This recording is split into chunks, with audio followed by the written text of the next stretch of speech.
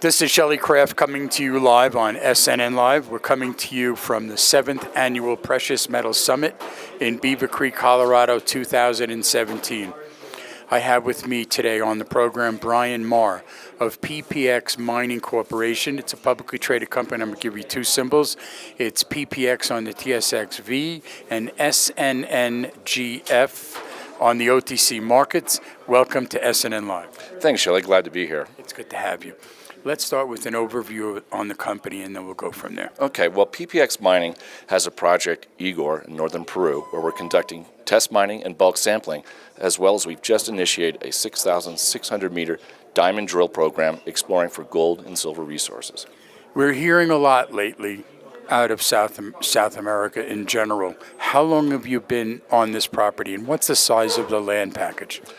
We have been working in this area since 2013. We control over 1,300 hectares, or 13 square kilometers, which cover over 7,000 meters of untested, high-grade gold and silver mineralized structure. So how many drill programs have you done? I know you just started another one, but what have some of the results shown? Well, this is the fascinating thing. During the entire history of this project, there's only been 78 drill holes totaling 10,000 meters completed. Yet that small amount of drilling defined a 700,000-ounce gold resource. But that was only on a 700-meter strike length of structure. With over 7,700 meters of untested structure on the property, we think the resource potential is very, very large. However, the existing resource is enough to support what we believe will be an outstanding small underground mine, and that's why we have the test mining and bulk sampling program. We're collecting sample, doing metallurgical testing, validating the resource, testing mining methods so that we can complete a PFS at the end of this year and hopefully, on the basis of that, announce a production decision.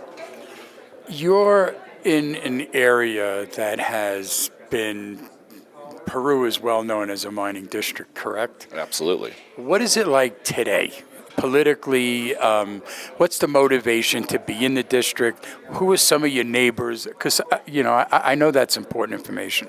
Well, that's a great question. And I can unequivocally state that working in Peru today is probably one of the best geopolitical destinations for the mining investment dollar. We have a supportive federal government, supportive local government, and when you mix that in with the tremendous geologic potential of the entire country, it makes Peru a fabulous place to be. And then when you shift gears and look to our neighborhood, who we're surrounded by, you have Tahoe Resources. They have their mine at Shahuindo.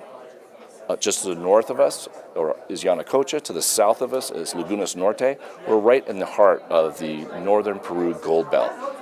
Geologic potential is really, really enormous in this part of the world. Over 100 million ounces of resources, reserves, and production. And that's what's incredible. I mean, I've had the pleasure of working all over North and South America, and I really believe that Peru is the place to be right now. What's your background?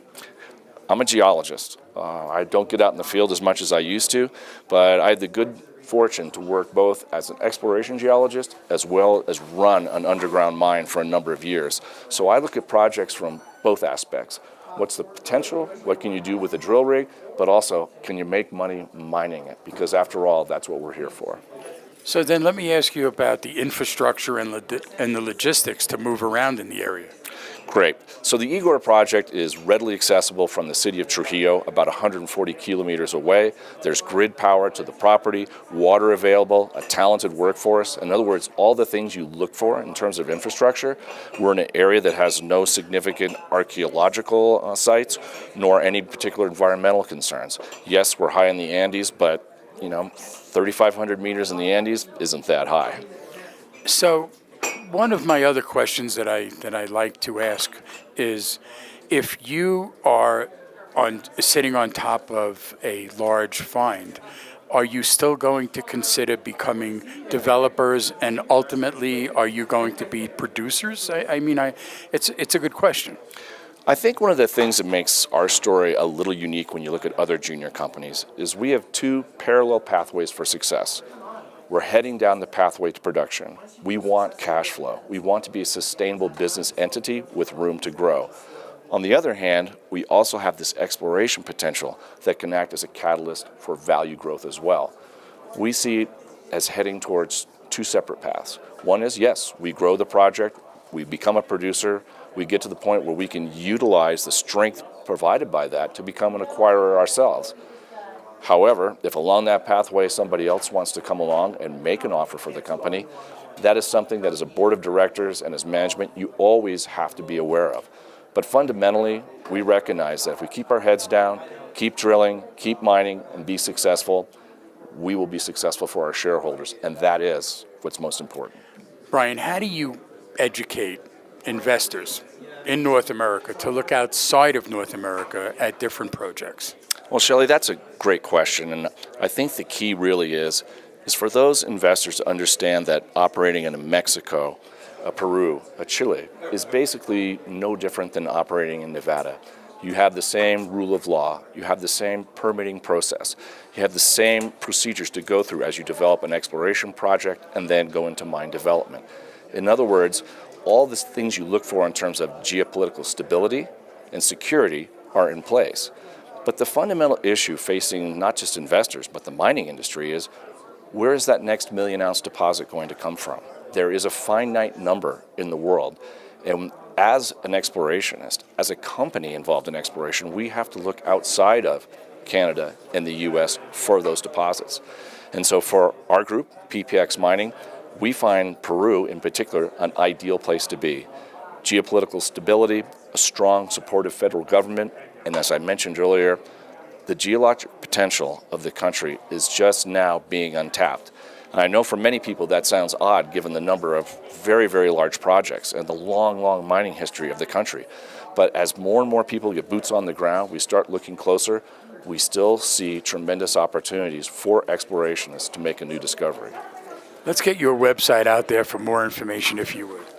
Please come visit our website, ppxmining.com. There you'll find more information about the company. We just initiated a 6,600 meter drilling program. You can look at details on that, maps of where the drill holes are located. You can also see more details about our underground mining and test bulk sampling program, which is underway, and the results from that have been pretty interesting as well.